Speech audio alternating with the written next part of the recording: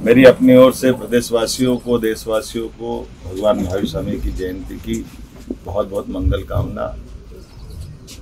लगभग 2500 साल पहले ऐसे एक महापुरुष पैदा हुए जिनने अपने जीवन से जियो और जीने दो के सिद्धांत के आधार पर एक अलग प्रकार से अपनी पहचान भी बनाई और सभी समाज को प्रकृति के साथ जीते हुए मूल हमारे जीवन का महत्व समझाते हुए जियो और जीने दो की भावना का एक तरह से पुनर्जागरण का बड़ा अभियान चलाया।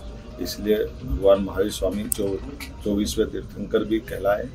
हम सब प्रकृति के साथ जीने की, जैन धर्म की उस पवित्र भावना का सम्मान भी करते हैं। और लेकिन मेरी अपनी ओर से आज के इस अवसर पर परमात्मा करेगा यशस्वी प्रधानमंत्री के नेतृत्व में हम सब धूमधाम से महावीर जयंती मनाएंगे और आगे भी चलेंगे। मेरी अपनी ओर समस्त समाजवासियों को, देशवासियों को, जैन समाज को, तीर्थंकर, श्वेतांबर, सभी प्रकार के पंथों के सभी वर्गों के लिए मेरी अपनी ओर से मंगल कामना बढ़ेगी।